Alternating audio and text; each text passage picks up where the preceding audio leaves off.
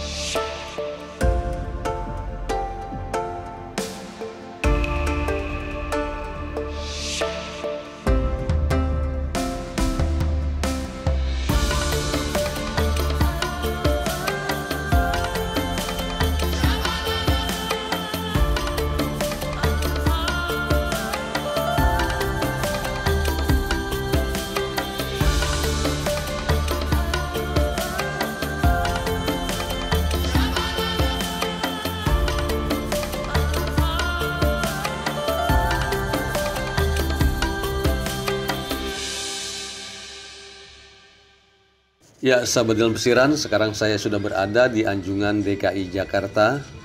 Nah, kalau kita lihat di sebelah kiri saya itu ada bangunan yang beratap joglo, semi terbuka berarsitektur Betawi yang dikenal dengan nama Blandongan.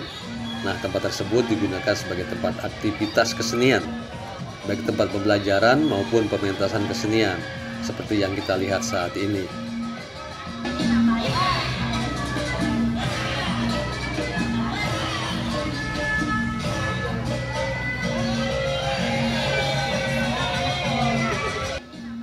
Kalau kita melihat ke arah depan, ada bangunan 2 lantai. Ini adalah replika dari Cawan Monas sebagai ikon Jakarta. Di sini juga kita bisa melihat rumah adat Jakarta yang dikenal Rumah Kebaya. Bangunan tersebut merupakan bangunan suku Betawi yang terjadi karena percampuran budaya Sunda, Melayu, Cina, dan Arab. Rumah ini mempunyai teras yang dipakai sebagai ruang tamu. Di dalam rumah merupakan ada ruang keluarga, ada ruang makan, ada ruang tidur. Bahkan di belakangnya juga ada dapur.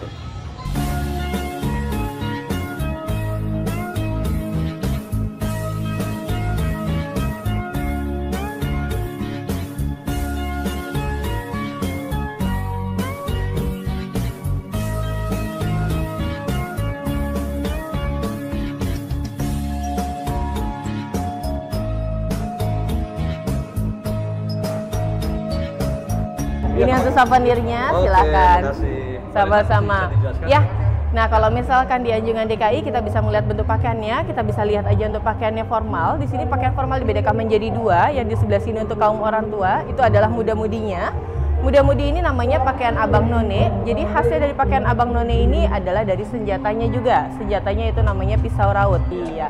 Jadi kalau senjatanya orang Betawi itu ada 2, pisau raut dan satunya lagi ada golok. Nanti kalau misalnya golok kita bisa melihat di pakaian pencaksilatnya. Nah, kalau hasil dari pakaian orang Betawi adalah rantainya, yaitu rantai kuku macan. Biasanya kalau di pakaian adat lainnya atau di daerah Jawa itu namanya rantai koin. Nah, kalau di pakaian abang none atau nonenya sendiri, ini bagian dalamnya itu dia menggunakan kutang nenek atau yang sekarang biasa disebut yaitu tank top ya, tapi dia pemakaiannya itu di luar bukan di dalam. Nah, setelah di sini juga ada namanya rantai 3 peniti, yaitu biasanya dipakai buat orang-orang buat meniti karil, makanya disebutlah pakaian abang none masih dipakai untuk kaum muda-mudinya. Nah, kalau di sebelah sini kita bisa melihat untuk pakaian formalnya biasanya dipakai oleh kaum orang tua, yaitu biasanya oleh tuan tanah, gubernur, wali kota menggunakan busana demang dan busana encim. Nah, yang khasnya dari busana demang adalah yaitu kainnya berupa jung serong, jadi dia agak menyerong, ya benar seperti itu. Nah, yang jadi andalan atau khasnya dari Jakarta, ikonnya Jakarta adalah batiknya. Jenis batiknya ini adalah namanya batik tumpal. Nah, ikon Jakarta kita memiliki 8 ikon, mulai dari ondel-ondel, kembang kelapa atau manggar kelapa, lalu kita ada batik Betawi, busana sadaria dan busana kerancang. Lalu kita juga ada memiliki gigi balang yang nanti ada di rumah adat. Nah, ini apa ini? Ini adalah keseluruhan pakaian adat di Betawi. Jadi mulai dari pakaian pernikahannya, mulai dari pakaian kesehariannya, mulai dari busana formalnya, baik dari kaum orang tua maupun muda-mudinya, seperti itu. Tapi kalau misalnya kita meneliti lebih lanjut di sebelah sini, nah di sebelah sini adalah pakaian keseharian dari masyarakat Betawi yang menjadi ikoniknya dari Jakarta, yaitu busana kerancang untuk perempuannya, busana sadaria untuk laki-lakinya. Busana kerancang ini hampir sama dengan busana encim yang tadi, cuma untuk warnanya adalah lebih bervariatif atau lebih mendominasi warna-warninya karena dia lebih berwarna. Karena sifatnya orang Jakarta atau orang Betawi adalah welcoming, jadi siapa saja boleh tinggal atau mencari pekerjaan di Jakarta. Tapi kalau untuk laki-lakinya ada khasnya, selain dari baju koko adalah yang melingkar di leher, itu namanya sarung yang melipat ini namanya adalah cukin. Selain dipakai buat alat ibadah, dipakai juga buat bela diri dengan cara disabetkan. Biasanya anak-anak kecil laki-laki itu suka menyabetkannya. Iya benar. Nah di sebelah sini adalah pakaian penarinya. Pakaian penari ini biasanya kita sebut dengan pakaian tari ronggeng blantek. Nah ronggeng blantek ini dia adalah penari yang berpasangan. Jadi dari bentuk pakaiannya ini adalah toka-toka yang melimpah di sebelah sini. Nah pasangannya adalah di sebelah sana, yaitu pakaian pencak silat. Jadi nanti kita bisa melihat pakaian laki-laki yang membawa senjata golok. Nah pasangannya ada di sebelah sana. Nah ini pakaian pencak silat, pasangan dari penari ronggeng blantek. Jadi kalau misalkan penari, kita macam-macam tariannya banyak. Ada tari topeng, ada tari ronggeng blantek, ada tari ondel-ondel. Tapi kalau tari topeng pakaiannya juga sama, tapi dia adalah penari tunggal. Nah yang khasnya dari kebudayaan Betawi adalah salah satunya contohnya seperti ini. Ini adalah acara hitanan anak berusia 8-10 tahun. Dia dihitan ataupun sunatan lebih dikenal. Dia akan diarak menggunakan kuda dengan ditemani dengan ondel-ondel. Pasti bertanya kenapa sih banyak hewan-hewan di sini? Karena sukacita itu tidak hanya untuk manusia, hewan-hewan pun juga sama seperti ini. Nah, histori dari ondel-ondel sendiri adalah dulunya untuk mengusir roh-roh jahat ataupun roh halus yang berada di suatu tempat atau di suatu wilayah. Makanya dengan cara diarak. Dan ondel-ondel sendiri itu yang tadinya harus berupa besar, seram, tapi sekarang sudah menjadi ikon, makanya ada tersedia mini-mini seperti itu. Nah, ini adalah keseluruhan contoh-contoh museum yang ada di Jakarta. Kita ambil sampelnya adalah contohnya Museum Bahari. Museum Bahari kita bisa melihat di daerah Pasar Ikan, kita bisa mengetahui bentuk panjang alat dayungnya dari ujung sana sampai ujung situ. Itu kita bisa tahu gimana sih besarnya kapal itu sendiri. Dan kalau misalnya kita masuk ke situ, kita merasakan seperti ada di atas laut. Nah ini adalah contoh museum tekstil. Kita bisa mengetahui bentuk bagaimana kita cara membuat batik. Karena cara membuat batik itu ada dua cara, yaitu menggunakan canting cap dan canting tulis. Kalau canting cap biasanya para laki-laki yang mengangkat secara cepat. Tapi kalau untuk canting tulis, ini kita perempuan, dia harus menuliskan sepanjang 2 meter. Dan batik itu sendiri memiliki arti yaitu banyak titik. Jadi salah kita menggoreskan suatu pola, kita akan membuat pola yang baru. Makanya kenapa untuk batik tulis itu harganya sangat mahal.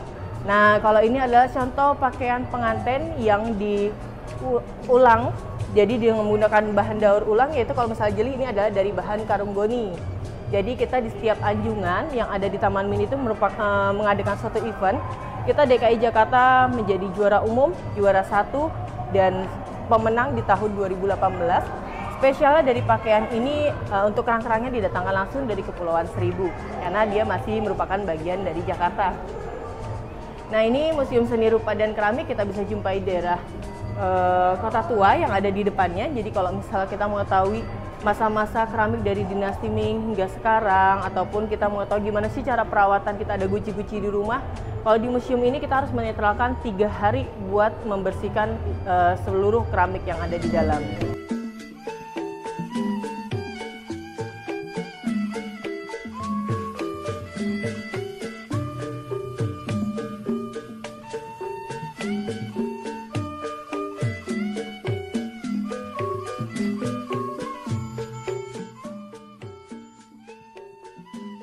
Ini arsitektur dari rumah adatnya, pada masa kolonial. Jadi kalau misalnya rumah adat dari masyarakat Betawi itu akulturasi 2 budaya, yaitu budaya kolonial ataupun budaya Belanda dan budaya Cina yang bisa kita lihat dengan pembatas setiap ruangannya namanya liong. Nah kalau misalnya datang ke kota tua yang dulunya adalah namanya Museum Fathahillah, sekarang diganti nama menjadi Museum Sejarah Jakarta. Di sana kita bisa melihat bentuk banyak meriam-meriam yang tapi tidak boleh berpikiran untuk negatif, karena meriam-meriam di sana ada tandanya seperti ini ataupun begini. Dia itu menandakan meriam itu laki-laki atau perempuan, seperti itu. Dan di dalam Museum Sejarah kita juga bisa melihat untuk kamar Pangeran Diponegoro, yaitu baru diresmikan tahun 2019 kemarin. Nah, ini adalah pakaian pengantinnya. Pakaian pengantin dari budaya Betawi ini akulturasi dua budaya, yaitu budaya Arab dan budaya Cina. Budaya Arab kita bisa melihat dengan bentuk bajunya seperti jubah ataupun gamis. Untuk budaya Cina adalah warna yang ditimbulkan, yaitu warna merah. Nah, penamaan dari pakaian ini adalah laki-lakinya kare haji, perempuannya adalah kare Cina. Nah, setelah ini mau mengetahui sejarah kota Jakarta, kita bisa meliti ke atas, boleh, silahkan. Tapi untuk lebih jelasnya di awal saya prolog dulu. Ini adalah 4 simbolis penggantian nama Jakarta, mulai dari Sunda Kelapa, Jayakarta, Batavia, hingga Jaya Raya. Dan saat ini kita kenal dengan DKI Jakarta. Dan di bawah sini adalah foto-foto kolase, yaitu dia bukan orang Betawi asli, tapi dia orang di luar Betawi yang mengembangkan budaya Betawi ke mancanegara. Makanya foto ini kami angkat. Boleh, silakan kita ke atas.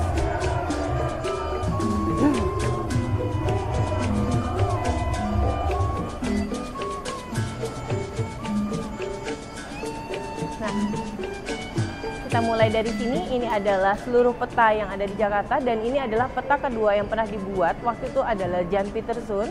Jadi peta ulang yang dibuat ini menggambarkan gimana sih Jakarta tempo dulu. Jakarta itu atau Betawi itu berasal dari aliran Sungai Ciliwung yang membentang, dan dulu adalah pusatnya kita pemerintahan, perekonomian, semuanya adalah kebaharian. Makanya banyaknya kapal-kapal yang singgah membentuk suatu perkampungan, suatu perkumpulan. Dia menyebabkan adanya dialek-dialek yang berbeda. Makanya sekarang dikenal dengan kampung Arab, kampung Cina, kampung pecinan. Makanya suka ada yang sebutan Jakarta Kota, Jakarta Pinggiran, seperti itu. Dan itu juga menggambarkan atau melandasi perbedaan antara Jakarta yang bersifat santri dan bersifat untuk yang seperti dangdutan. Jadi kayak menggunakan alat musiknya gambang kromong ataupun seperti rebana. Nah, ini perkembangannya. Tapi kita bisa lebih kupas, lebih lanjut di setiap diorama di sini.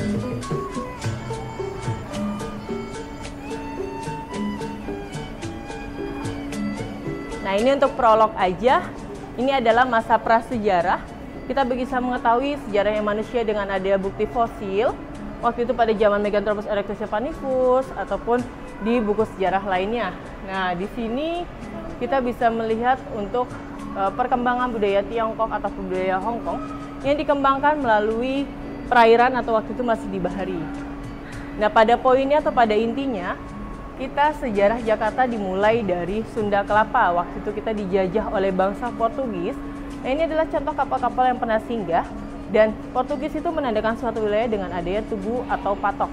Jadi kalau misalnya sampai sekarang kita bisa jumpai nih, ada tulisan ataupun spanduk dengan tulisan selamat datang di kota Jakarta, selamat datang di Depok, atau selamat datang di Tangerang. Itu adalah sudah peninggalan dari masa Portugis. Nah, karena kita dijajah oleh bangsa Portugis, kita dibantu oleh Kesultanan Demak, kita berhasil merebut, diganti namalah menjadi Jayakarta pada tanggal 22 Juni tahun 1527 yang sampai saat ini kita kenal sebagai ulang tahun Jakarta. Nah, pada masa Jayakarta ini kita aplikasikan dalam diorama kami. Di bawah itu dalam surat Al-Fatihah ayat 1 yang menandakan atau mengartikan kemenangan yang sempurna. Nah, setelah dari Portugis kita dijajah oleh bangsa Belanda. Ada positif, ada negatifnya. Positifnya kita bisa melihat banyaknya transportasi yang bermunculan, banyaknya pembangunan dari gedung-gedung. Iya. Tapi pembangunannya lebih bagus Belanda nih daripada. Iya, benar. Karena kita dijajah terlalu lama, sampai 3,5 abad kurang lebih. Makanya banyaknya tokoh-tokoh yang ingin memerdekakan Indonesia, khususnya ada Budi Utomo, Soekarno, Sudirman. Kita bisa melihat bentuk perjuangan mereka di dalam Gedung Joang, yaitu di daerah Menteng. Lalu kita kembali lagi nih, kita mengulas kembali di mana sih sejarahnya Jakarta. Kita bisa mengetahui apa sih suku-suku apa aja yang ada di Jakarta, yang lebih khasnya adalah Betawi, tapi lebih karena harmonisasinya yang ada di Batavia, mulai dari ada orang Betawi, ada orang Jawa, ada orang Sunda, ada orang Arab, ada orang Cina, semuanya berkumpul menjadi satu. Nah, selain itu juga kita ada harmonisasi kerukunan umat beragama, yaitu kita tampilkan ada 5 agama, Islam, Hindu, Kristen Protestan, Kristen Katolik, dan Buddha. Sedangkan sekarang ada tambahannya yaitu Konghucu. Tapi Konghucu itu kita mengartikan sebagai suatu kepercayaan. Sama seperti Islam kita ada Ahmadiyah, Muhammadiyah, NU. Jadi dalam kami hanya menampilkan 5 saja. Nah, ini contohnya adalah kesenian-kesenian Jakarta, khasnya itu rebana biang. Yang di belakang adalah tari topeng yaitu penari tunggal. Lalu ada keroncong tugu yang masih bawaan dari bangsa Portugis itu sendiri. Nah, ini adalah contoh-contoh foto Jakarta tempo dulu. Saya ambil contohnya satu, yaitu Gedung Bank Indonesia. Gedung Bank Indonesia dulunya sebagai pusat perbankan di Indonesia, tapi saat ini kita jadikan permusiuman. Museum Bank Indonesia jadi bisa mengetahui atau mengangkat mata uang asli dan masih berbentuk batangan di sana, dan melihat juga mata uang yang masih dirajut oleh Tuan Putri yang dijadikan mata uang pada zamannya dia menjabat. Kita kembali lagi ke sejarah. Terakhir kita adalah dijajah oleh Jepang dengan sistemnya yaitu Nippon Asia atau sistem 3A. Kita berhasil merebut kemerdekaan yang tadinya kita dari Batavia yang pada saat zaman Belanda. Kita merebut di tanggal 17 Agustus tahun 1945 yang menjadi hari kemerdekaan atau Independence Day. Nah, di sini kita bisa melihat bagaimana sih kita merebut kemerdekaan, kita aplikasikan dalam sajak Khairil Anwar, yaitu banyaknya para pahlawan yang gugur di medan perang menggunakan senjatanya yaitu bambu runcing, dan kita harus memiliki simbolis dari kemerdekaan adalah Monas. Nah, Monas inilah yang menandakan tentang Indonesia. Kalau misalnya melihat tadi 4 simbolis di bawah, simbolisnya sama tetap seperti itu, yaitu tumpal menandakan kemakmuran. Setelah dari sini kita bisa melihat perkembangan dari Orde Lama ke Orde Baru, mulai dari pembangunan rumah susun, gedung-gedung bertingkat, apartemen, makanan minuman dijual di atas trotoar, serta transportasi yang masih saat ini kita jumpai yaitu adalah bajai. Kok bemonya nggak ada ya? Ya, yang lebih khasnya adalah bajai sebenarnya. Cuma sekarang ini kan sudah lebih banyak bermunculan adalah bemo. Nah, yang terbaru di tahun 2019-2020 adalah LRT MRT yang terintegrasi oleh Transjakarta. Namun sekarang belum ditambahkan kembali. Yang sekarang ataupun yang terkini adalah JPO, terus adanya yang lebih bervariatif selain dari LRT dan MRT. Kita lagi masa untuk penambahan lagi di diorama kami. Nah, ini adalah contoh kita bisa mengetahui gimana sih adat istiadat ataupun perkumpulan budaya Betawi. Kita bisa datang ke Setu Babakan. Di sana kita bisa melihat 4 tipikal rumah adat mulai dari kebaya, gudang, baplang, dan joglo, serta tambahannya dari rumah panggung. Nah, kalau misalkan kita di Anjungan DKI, kita menampilkan hanya 1 sampel aja, yaitu rumah tipe kebaya ada di sisi kanan dari ruang pameran ini sendiri. Ini adalah contoh makanan yang menjadi ikonnya adalah kerak telur, dan di bawah sini adalah makanannya namanya wajik. Wajiknya orang Jakarta, iya, bawa ya? Wajik sagonnya nggak ada di sini. Nggak ada. Oh, oke. Wajiknya orang Jakarta berbeda dengan wajiknya orang Jawa. Kalau orang Jakarta itu dari parutan kelapa, kalau orang Jawa itu dari ketan. Nah, ini adalah contoh-contoh souvenir yang bisa kita beli. Ya, biasanya ini ada di daerah Kota Tua, tapi tadi kan sebelumnya sudah ke Betawi Store. Nah, itu kami sediakan semuanya. Souvenirnya. Silakan. Oke, terima kasih, Mbak. Sama-sama.